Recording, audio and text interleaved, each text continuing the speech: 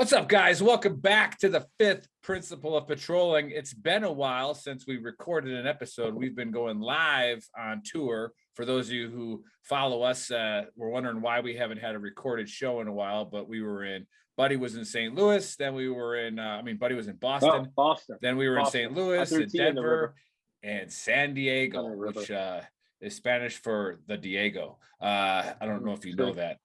It's just science. But hey, a lot of stuff to talk about and a lot of people getting triggered lately. So those of you who haven't been to Ranger School, all right, to the Army's premier leadership school, like the man school, which is now a man and a woman school, which is fine.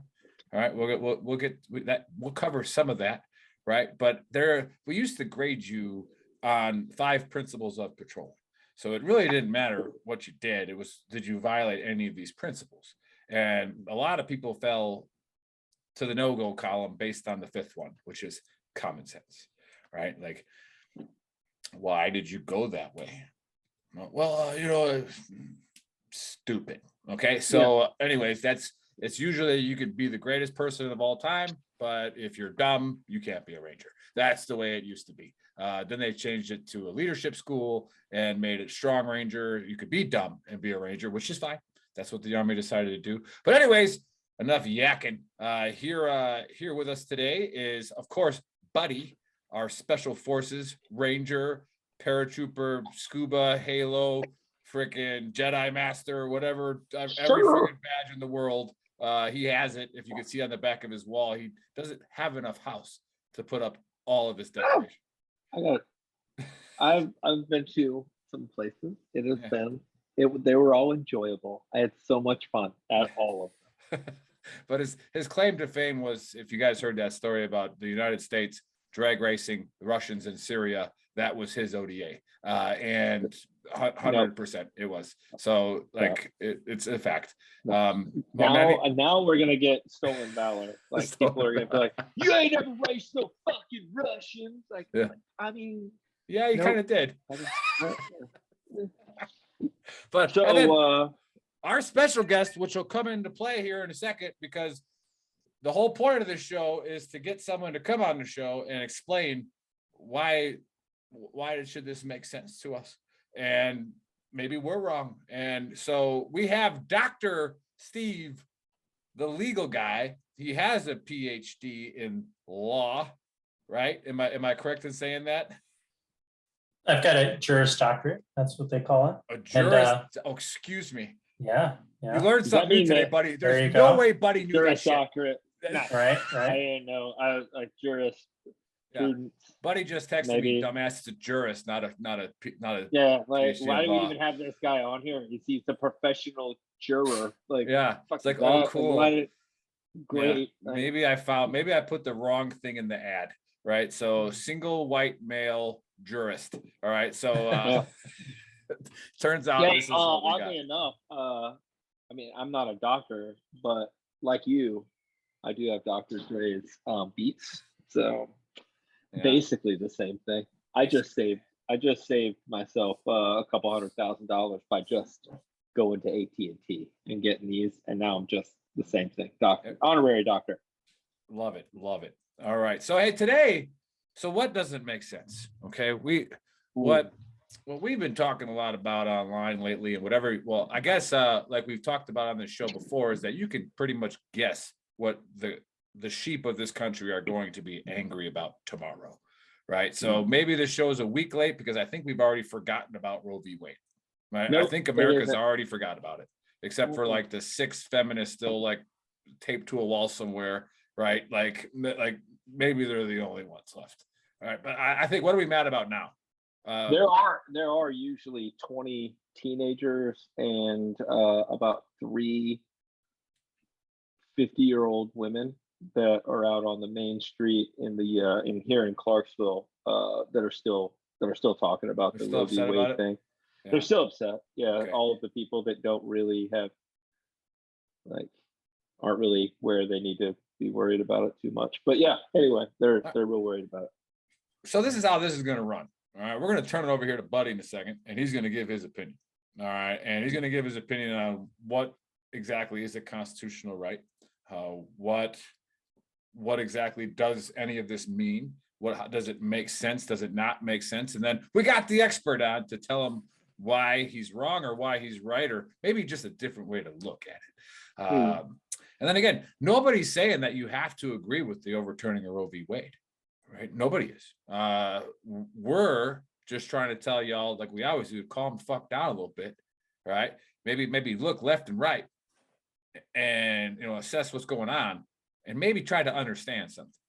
And that's all we're asking. And if you have a different opinion, message to Big Earl. All right, Big Earl at VeteranTrashTalk.com, and we'll come on the show. And you can yell at me all the time about how you want to murder babies. I don't know. Like, it's fine with me. So, buddy. Yeah. What is a constitutional right? First of all, I feel like we led in with the Roe v. Wade thing.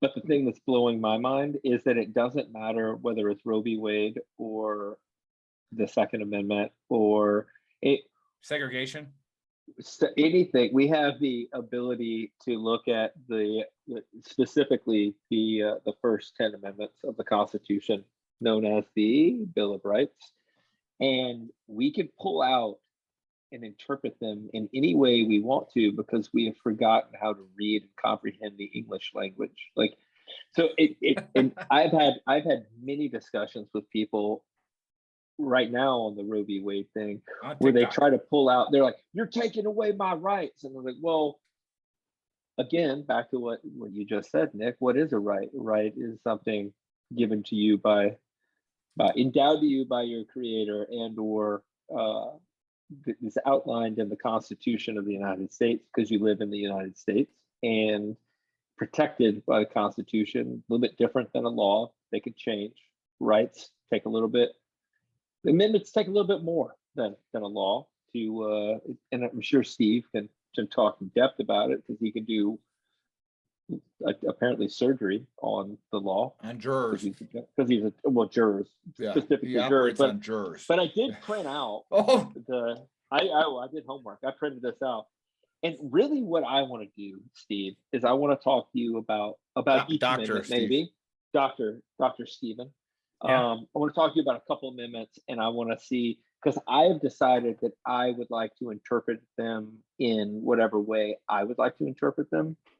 So let's just start off with the First Amendment. Freedom of the press is pretty big in there.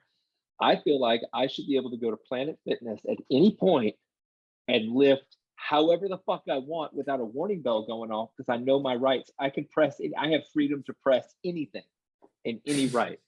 Yes, you can bench press according to the first right. I can bench press. First Amendment. I can military press. You can't hit your button. You can't do whatever. Like your little warning thing. I know my rights. I know my rights. What is it? The lunk alert? What is it? The lunk alert? It's like the alarm for people that feel like they're triggered because other people are lifting too much or too little weight. You have the freedom to press. I would like to take Planet Fitness, specifically Planet Fitness, and other haters of people that are lifting more than normal people, normals, if you will. I would like to take them to court and sue them because I have the freedom to press whatever, however the fuck I want. So I'll be your attorney. I charge crazy amounts though, and it's going to take at least a decade. So okay, just starting up front. But before I get into anything, I do just need to make a disclaimer, since I am a legal guy. Anything I say is my opinion. It doesn't reflect on any institutions I may have attended or on my current employer. So these are all my personal opinions and beliefs, and I don't really have a dog in the fight as far as the opinion that we're talking about. So the Dobbs opinion. We're talking about the Constitution. Oh, right, but I'm just saying about Roe versus Wade. In general, though, I don't have any dog in that fight. I've read the opinion. I don't disagree with it legally, but I don't have an opinion one way or the other as to, No, say that again. You don't disagree with it legally. Right. So and if you read the opinion, which is very long, but one of the things that Justice Alito pointed out was basically Roe v. Wade, it just skipped the democratic process. the judges at that time wrote law, and they said we're gonna skip the process. We're not gonna listen to the people. We're gonna write this opinion. We're gonna talk about this trimester system, and we're gonna explain how this works, and we're gonna create this right, and we're gonna say it's privacy, and we're going to say it's due process under the 14th Amendment, but we're going to write law. That's what they did, and that's what Alito called them out on. They said they wrote a law. They didn't cite anything. They just wrote it. And so there is a democratic process in our country for a reason. So if it's not something like we say freedom of the press, which is not to bench press, but if it's not already a recognized right in an amendment or in the Constitution, well, then there needs to be a process, and there needs to be a democratic process in the states of saying, hey, this is how we're going to control it. This is the restrictions that we're going to place on it. It can vary by state. And that's how our country is set up. And when the framers were writing the Constitution, you got to remember, I mean, let's think way back when they weren't real fond of a strong federal government, right? I mean, that's why we had a little bit of a bad run-in with some Steve, people in power. Steve, you're a doctor. What is the job of the Supreme Court? Aren't they supposed to write laws? They're a court, right? So they write laws. So the court is only interpreting the law. So so when I was and they do it different ways. And so you're talking and jokingly saying, hey, so the First Amendment, that means I can go bench press wherever I want. And that's actually not far off one of the interpretation methods for the Constitution, which is a textual interpretation, which is I look at the word and I figure out, hey, what does that word mean? And I use, what's the common meaning? Where is it, position? What other words are around it? And you try to figure out kind of what the thing says, which is one interpretation method of many of interpreting the Constitution. Another one is. Don't you have to, at some point, if you're interpreting the words of the Constitution, don't you also have to look back at the way that word was used phonetically or during the time in which it was written? So that's actually another interpretation method, which is the historical interpretation method, which is you have to think back to that time of what did that word mean in the context. And for example, and we'll take the Dobbs case again, in Alito's opinion, he said, looking back, and so, they were relying the Roe and then following the Casey opinion, they were relying on the due process clause in the 14th Amendment. And so they were looking at it and they said, okay, well, one way to say that that's, falls within due process is looking at the traditions of the time of when it was written, which was was ratified in 1868. So in 1868, what was the status of it? Well, you couldn't really get abortions, in a majority of the states at the time. And so you couldn't say at the time, hey, there was this due process right to have an abortion, because that's not what the states were saying. That's not what they were recognizing. And so, well, not that I would know, but in 1868, weren't we in the Reconstructionist period of the United States history, and we were trying to get the southern states back into the Union? Therefore, we made the 14th Amendment that they had to ratify in order to rejoin the Union and not be under military hold. That's not an interpretation, it's a historic fact. Right, and we were basically saying that African American males that were at one point slaves. Hey, let me interject here real quick. For those of you watching, I know there's millions of you. All right. Now, Buddy's he jokes a lot, just like I do, but there's always a point to what we're joking about. And what he was getting at, and he can correct me if I'm wrong, which I rarely am, is that when you argue on the Book of Faces, and we literally put disclaimers out that it's like, look, this has nothing to do with your opinion. This is just law. Okay. This is just the Constitution. It's only a matter of time, probably 3 comments in, before somebody starts screaming about their interpretation of it. And it's like, oh, that's not what we were talking about. So yeah, that's how dumb it sounds when you start yelling about something. Is like, I want to bench press in Planet Fitness. Oh, I can't wait to get to the Second Amendment. I would love to fast forward to the Second Amendment. I'll shut up now because we got our expert on. So, Buddy, what's next? Can we talk about the Second Amendment? Because I feel like it is specifically laid out in the Constitution of these United States of America that I should be able to medically go get my arms removed and have grizzly bear arms put on. I would like to keep the opposable thumb because it helps me cock my guns better, but I would like to have grizzly arms. No, you have to go full grizzly arms. No, no thumbs. Back to the First Amendment. How much more would I be able to press if I had grizzly bear arms? Grizzly bear arms. The Second Amendment specifically states. Steve's like, what did I just get? Doctor's like, what the fuck I did I have just the get? right to bear arms. It's even spelt the same way. It's got to be the same thing. It's bear arms. I can bear arms as long as I'm in a militia. Or does it mean you can have bear arms? It says that I have the right to keep and bear arms. So you can get them and you can keep them. And I can just have them. They're mine. They're my arms, but they're bear arms. Dr. Steve. Oh my goodness. Let's get rid of these non-functional arms. Rawr.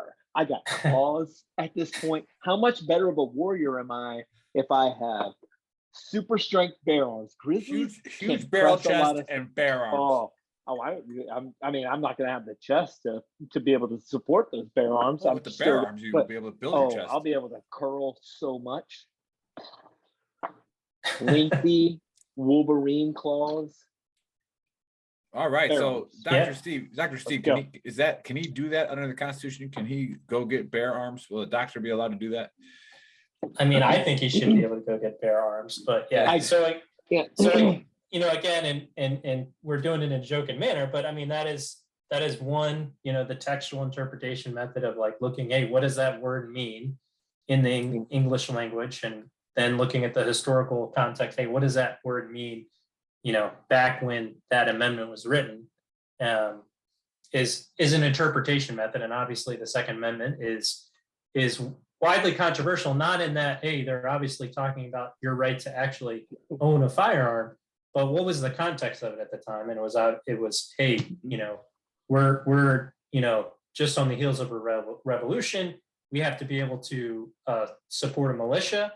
People need to be able to have firearms in order to be part of the militia because, hey, guess what? We're not giving you any because, you know, we don't have a government with deep pockets like we do now to be able to give everybody firearms. And so you got to bring your own one to the fight, meaning, hey, I've got to be able to have that in my home. I need to be able to protect my land. I need to be able to protect, you know, my liberties. And that's why I get to have a firearm. And so obviously that's a one, you know, that debate's never going to go away because people are on the fence of saying, hey, this was only meant for these times when we needed to erase militias. We're not in that situation anymore. We shouldn't have people who have, you know, hundreds of guns at home. I mean, that's really, you know, what it is in a nutshell, where the debate lies. In the same breath. Could you identify as the town armorer? Yeah, right. But in the same breath, though, like we traditionally have looked at it and said, you know, and it's kind of, here's the historical fact. It's not super complicated, right? Because the Second Amendment is broken down basically into 4 parts separated by the commas, really. But you know, we've argued that what a militia is, what the purpose of the militia is, all of that stuff, and just like you said, you know, the purpose of the militia was because the government in that time couldn't afford to give everybody a rifle. Well, now we can't afford to give people rifles and training. So we could look at it like, well, we don't need it. Or we could look at it like, well, I should be able to go down to my local armory and pick up my 240 Bravo and go to a government range and learn how to shoot it also. Whether I'm in the Army or I'm not in the Army, I should be able to do that because I have the right, and that the government, now that they've given me that right, also has a responsibility to facilitate that right. Just like train you. We're saying, but just like we would argue that in Roe versus Wade, the government, if there is a right for somebody to have an abortion or whatever, also has because they are there to protect those rights and facilitate those rights. They have they have the responsibility. The onus is on them at this point to facilitate the right. So yeah, we can also argue that they should give us. I like the way this is going. And I definitely want to hear Buddy's interpretations of all the Bill of Rights, and we'll get to those. I think that's going to be a long show. I want Dr. Steve to let me know about my opinion and what makes sense to me. When I look at the Constitution and I look at when they overturn, certain rulings that set a precedence. And again, we use words in the English language, and how you define those words in a textual sense is when the Supreme Court rules on something, it's not a right, in my opinion. What makes sense to me is it's a precedence for states to make decisions, to where the state obviously can't go against the Supreme Court ruling, or they can, and a lawyer can, or an attorney can now sue that state because they went against a precedent. Now, obviously, if they violate one of the actual written rights of the Constitution, then they're just screwed. Like, there isn't going to be, no matter what, if you're Republican or Democrat, probably isn't going to be a judge that even comes close to allowing it if you dare cross one of those things.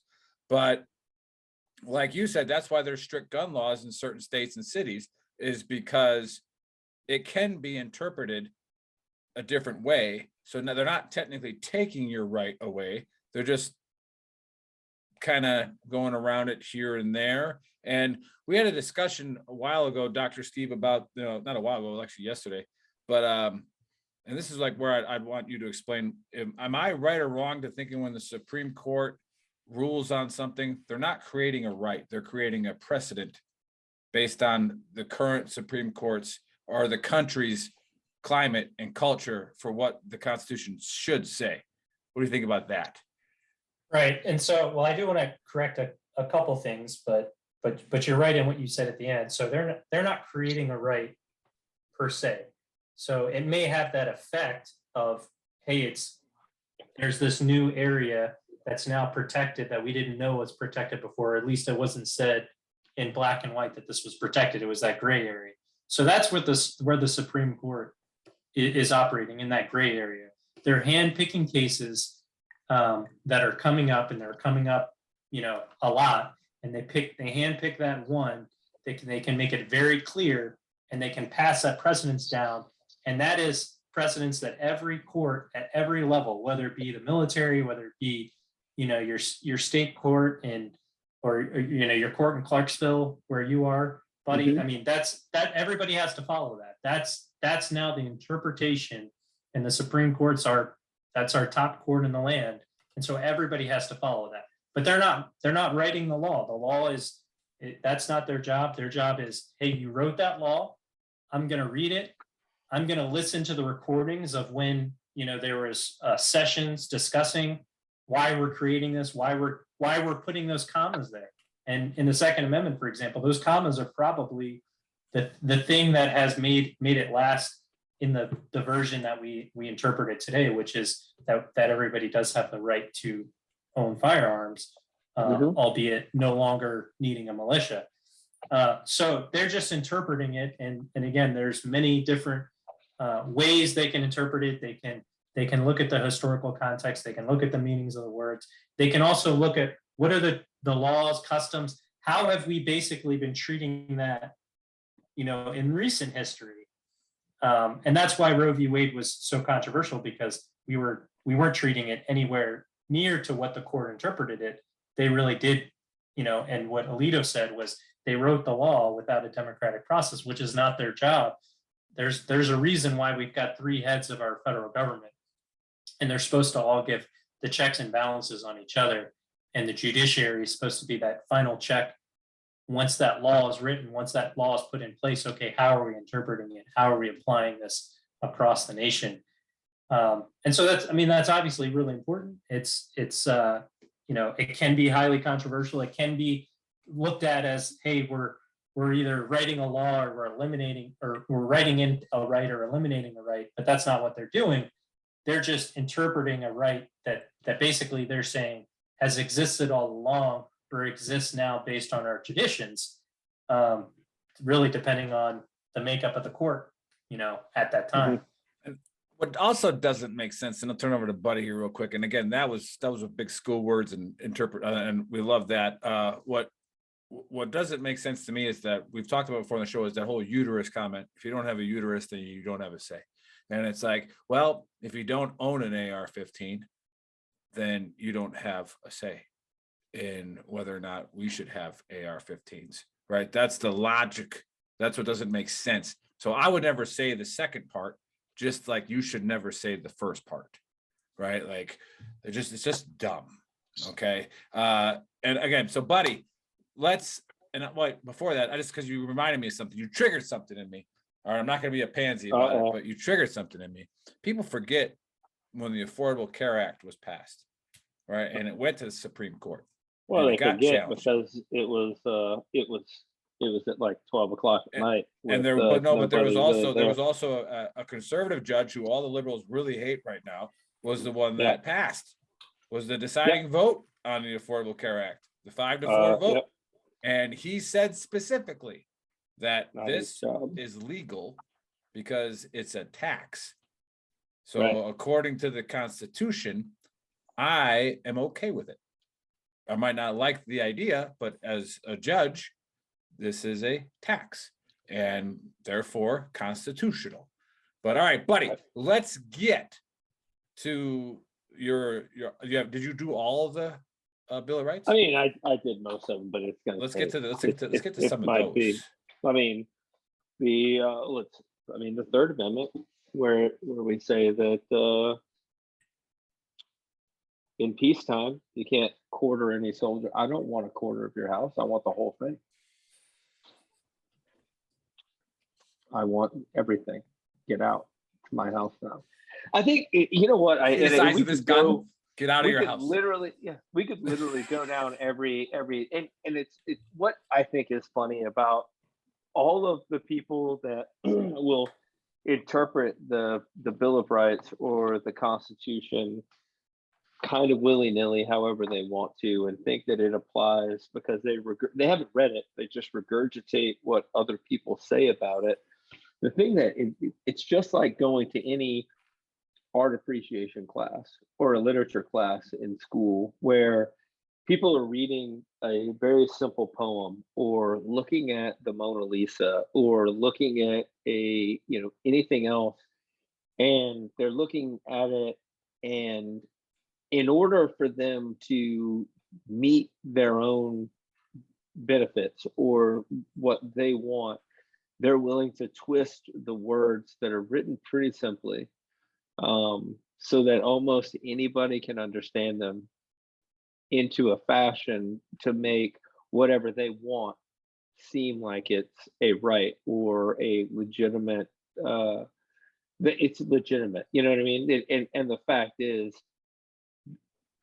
the founding fathers of our country weren't really rocket scientists. You know what I mean? They were pretty basically educated, normal people. Not normal for their time, but for now, they're pretty. I mean, the politician part of their job was the second part of their job, not the first part of their job. They had businesses. We talked about they had law offices. But we have people that will read the Constitution and then interpret it, like the bench press thing, the bear arms thing. Those are completely asinine, stupid ways of interpreting the Constitution. We can pretty much all agree, but we can also agree that those bear arms would be nice. But you can look at the Constitution and you can interpret it a lot of different ways so that you want it to say what you want it, so you could do what you want to do regardless, because the at its simplest level, you just don't want to have any consequences or responsibilities for the actions that you take, period. You want the government to provide you with security, both financially and physically, but you don't want any consequences. You want the freedom to do whatever you want. I mean, the most free people in the world are like tribes in the middle of the jungle that the only rights that they know of and the only laws they know of are the laws literally of the jungle. Um, eh, but they're still not free. If they don't gather food or go kill something to eat, then they starve to death. Like, there are rules that they have to follow, and there are reasons that they follow those rules. We also have the same issue, but it seems like in today's day and age, we look at a problem, we'll look at the federal government and try to find a solution there.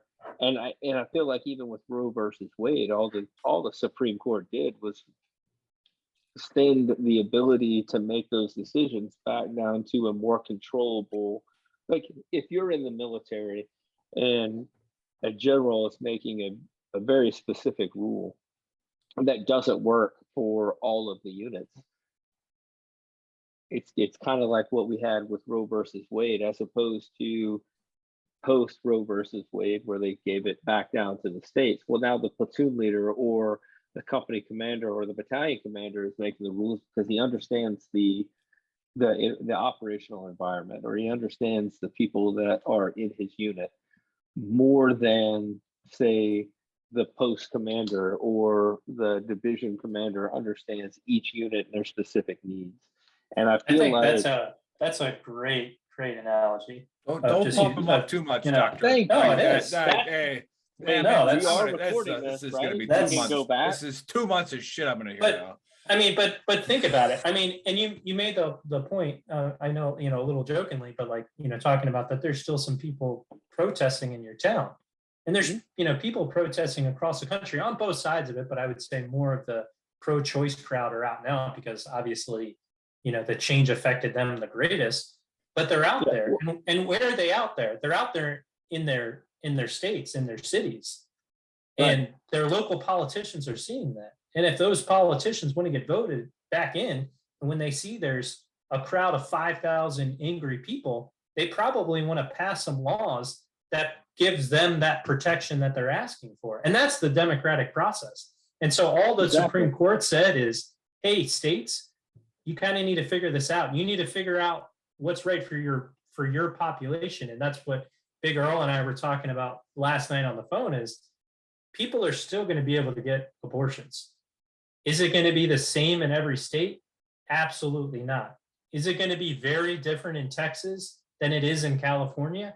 Absolutely. But the thing that people can do is they can say, screw you, Texas, peace, I'm leaving, I'm moving, to Kansas, I'm moving to Oklahoma, I'm moving to New Mexico, or I'm going there to have the procedure done that I want, and I'll come back. But I'm going to be angry about it, and I'm going to let my local politicians know that I'm angry about it. But that's the democratic process, is basically all Roe v. Wade did was skip all of that, which we needed to have happen. But also, and we talked about it last night, is what Roe v. Wade did at least was give us a stopgap kind of filler to say, hey, women's rights are not where they need to be right now in the country. And 1973, 100% right. Yeah, they're not where they needed to be at all. And we need to get the states on board on this, and we need to push them into this direction, because they're not going to get there fast enough on their own. And this right's not going to be created quick enough in the democratic process. And so that's, right or wrong, the court stepped in and they said, hey, states, you need to allow this to happen right now. So I have another question for you, and this is more of a, I don't know if it's philosophical or a moral question, but my issue, like a big issue that I have with Roe v. Wade, and at this point you can't really tell because the person who's represented in Roe v. Wade flip-flopped her opinion, or she's basically a con woman, like, and for both sides at certain points of her life. If the basic premise of the case is predicated on a lie, either for or against, if you have to find somebody to be an actor in your suit, then it's almost like the I guess the fruit of the poison tree doctrine. Like, if the actual case was predicated on a fallacy, then how does that precedent still a legal viable precedent also. Well, so Roe v. Wade wasn't just one person. Obviously, there was Right. one named person, but there's more than one. And also, And there was 3 cases before it that led into it, right? Yeah. And also the main, the main woman at the heart of it was no longer pregnant at the time that the Supreme Court's looking at it, but they said, hey, look, this is repeatable. You can get pregnant again. And so we're still going to look at this right for this person. And so it doesn't matter whether that person was flip-flopping or whether they were pregnant at the time or they weren't, or whether they decided not to have an abortion and they had the baby. So, well, now you don't have standing to say, you want the right to get an abortion. Correct me if I'm wrong, but one of the big portions of Roe versus Wade, especially the person that we're talking about, was predicated on a rape that she says didn't happen after, right? But all that's irrelevant because, and again, like what I said before is the Supreme Court's just trying to handpick a case to look to evaluate whether or not that right exists under their interpretation of the Constitution at the time. Right. And so they were just handpicking a case of, hey, they were looking at, does a person, no matter their circumstances, no matter whether it was the source of incest or rape or what have you, does a woman have the right to have an abortion? That's all that they were worried about. And so they picked a case. Was it the perfect person or wasn't it? Doesn't matter. They picked a case. They wanted to evaluate it at that time. And they said, hey, here's the one, here's the name we're using, and we're evaluating this right. And it wasn't caveated on, it has to be a non-consensual conception. Right. They just said, hey, buddy, let me jump in before you go in there, because it's kind of along the similar lines with the predicate on a lie. And it doesn't matter what our personal opinions are necessarily, but again, that is the fifth principle, to whereas my opinion, does it make sense? And does your opinion make sense? Here's where I kind of struggle with it, to where on Facebook, like I said, we're arguing about it, about like did you actually lose a right? And then you talk about the state's rights, and then you talk about people, can you go to California? Can you go to like you said yesterday, California will always allow abortions, right? And Texas will pretty much always allow you to buy whatever gun you want, right? So here's where what doesn't make sense to me from the outcry of these protesters. And like you said, if there's just 5,000 of you protesting, it is what it is. And if you're that legislator there, then maybe you should do something about it. So what I would, if I could ask the question the right way, would be trying to word it here. The Supreme Court, like you said, it didn't matter if it was a lie. And then when you look back in the 70s, how many women were in positions of power? How many women were in the government? So the Supreme Court kind of takes the responsibility of saying, at the time, look, you guys aren't respecting women at all. Chances are, there's lots of reasons, but one of the main ones is there's no women in politics. There's no women CEOs. There's not very many women landowners, right? Like that was the way the culture was. So now when I say, look at Texas, 33% of the state government of Texas is women. 33%, I think it's like 32 or 31 or 32 are the federal government. The deciding factor on a split Senate is a woman right now, right? The vice president is a woman. So would that make sense for me to say that the Supreme Court might be saying, look, 2022, women can kind of make their decisions now. Can they not influence the government in their state to do it?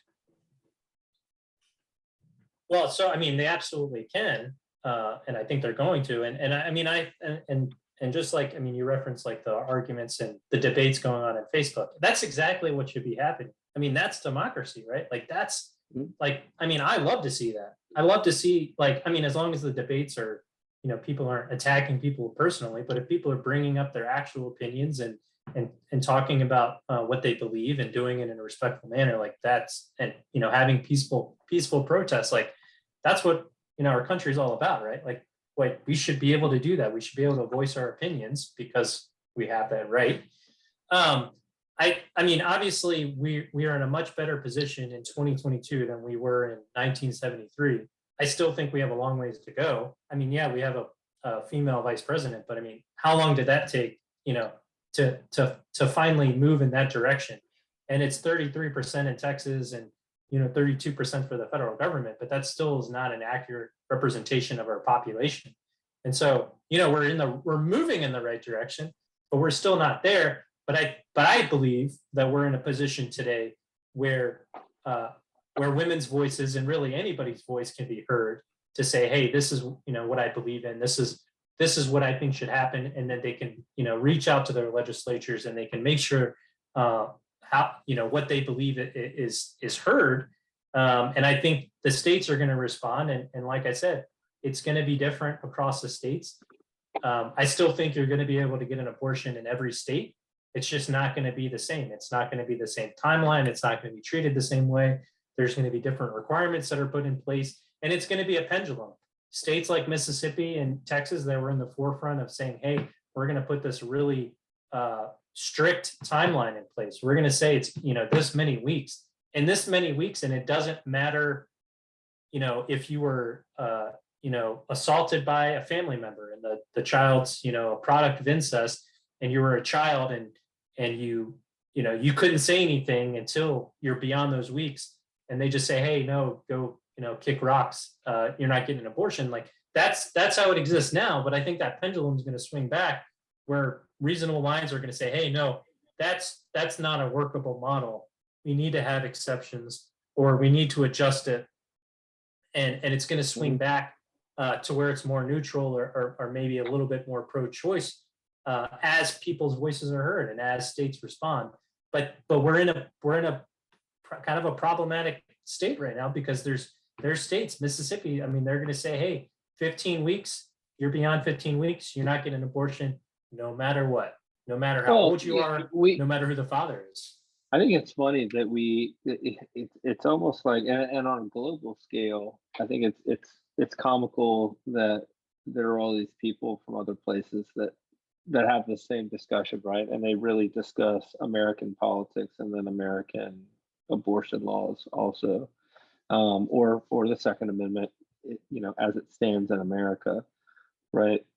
But I think we don't really look at their rules. Like, for instance, France, pretty liberal place. Everybody, they got healthcare, they got all that, all of the things bracket, they all those things that we, people on our left side tend to really want. They also have a law that after 12 weeks, that's not a thing. That and they think when they talk about it, they think that we're taking away women's rights to choose, period. When really it seems like we went so far, that pendulum shift went so far one way, where we were, at some point talking about being able to have one after birth, like a partial birth abortion, or within the third trimester, or all of these, that it was such a hard shift because we had allowed it to go so far one way that of course it's going to correct, and it's going to self-correct, just like you said, far to the right, and then it's going to at some point settle somewhere in the middle, and depending on the state, it'll be a little bit left, a little bit right. Because 90% of Americans, I really believe, are fine with, if it's a case of, like we talked about, probably about 99, but 64% of all stats are made up on the spot. So we'll say it's an overwhelming majority that in cases of incest or harming the mother, rape, harming the medical procedures, whatever. Like, yeah, got it.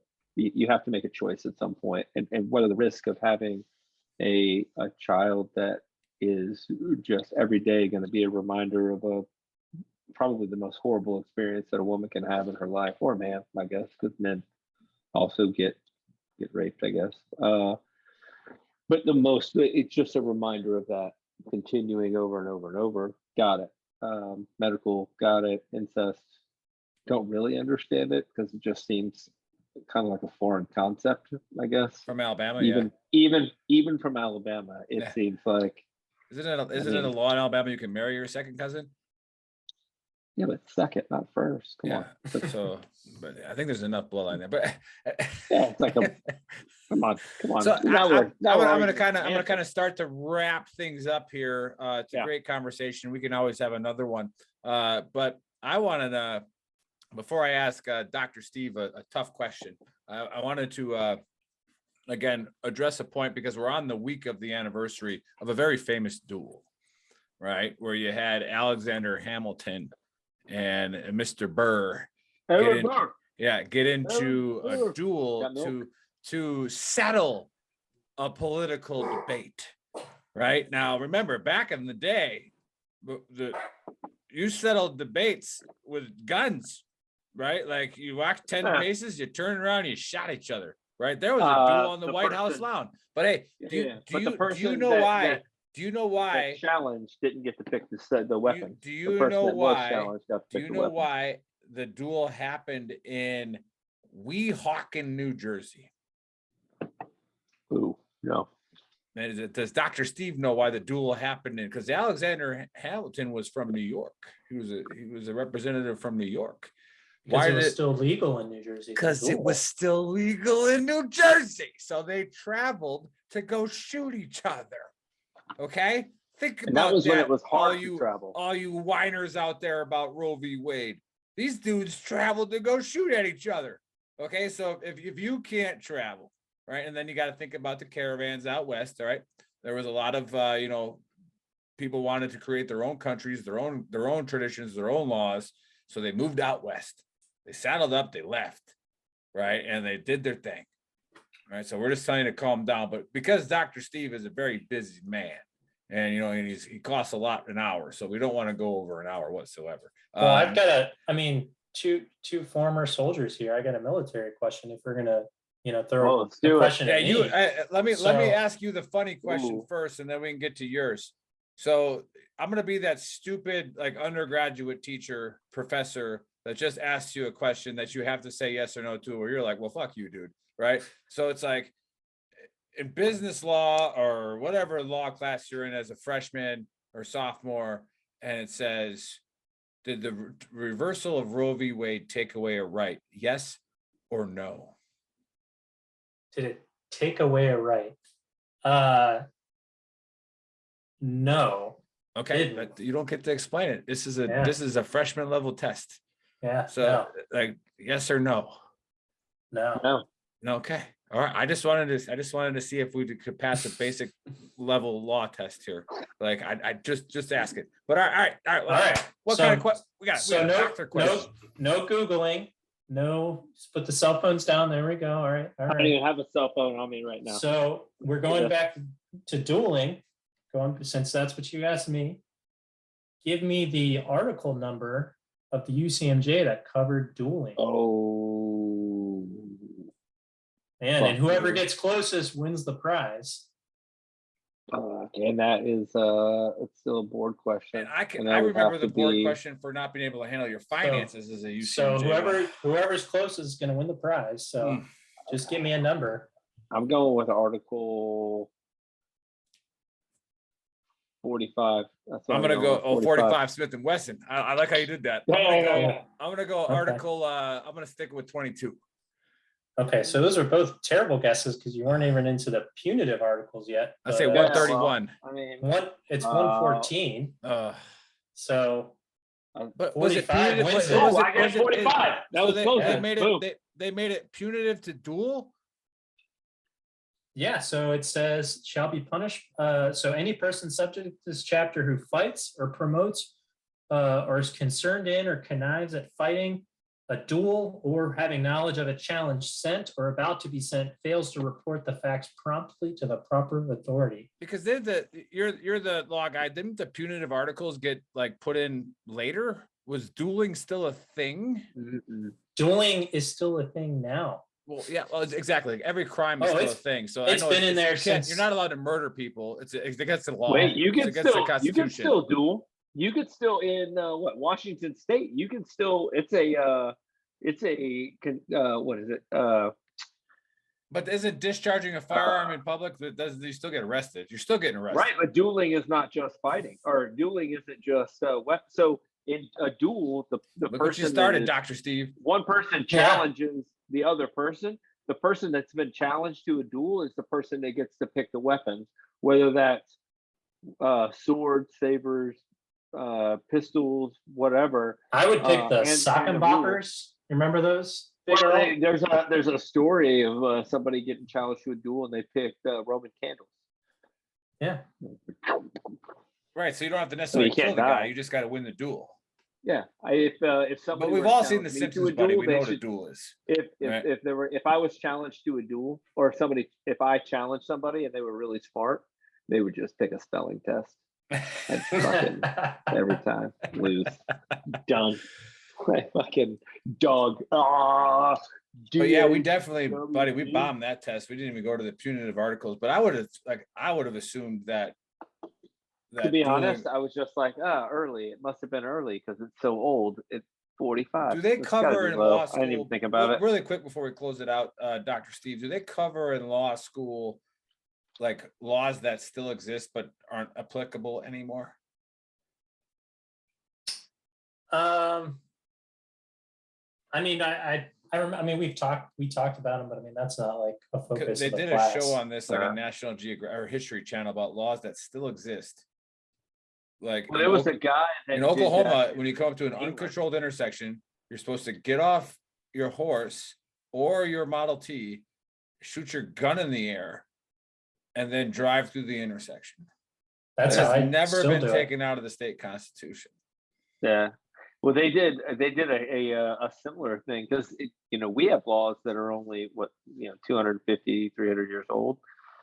They did a similar thing in England where they have fucking medieval laws, like you can't wear a full suit of armor in Parliament, and like this guy just went and broke all of these like English laws. It's hilarious. It's super funny because they're just like you can't kill a fish on Sunday, Tuesday in the middle of the square or whatever. I think North Carolina just got rid of their state law that you can't hunt on Sundays. Yeah, well, at one point there were laws against pockets and pants. That was in the 30s or 20s. Every sergeant major still reads that law. So, well, as long as you don't put your hands in them, just bring your hands in them. But hey, let's wrap this up. Hey, I'm glad for all of you watching. Remember, go to VeteranTrashTalk.com. We're partnering with the Ultimate Sacrifice Foundation. So if you go to our store and shop, the majority of those proceeds benefit them. We do have to feed our children, so we keep some of them. Other than that, we have yet to keep them. So go buy some. Maybe we can keep some. Other than that, we will always give our guest the last word. So Dr. Steve, the last word. I didn't know I get the last word. No, I appreciate you guys having me. It was an interesting conversation.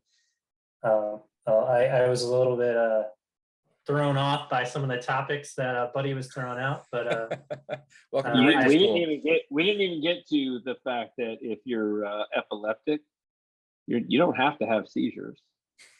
Constitution says it. But I appreciate you guys having me. Oh, absolutely. All right, guys. We'll see you next month on the Fifth Principle. Tune in.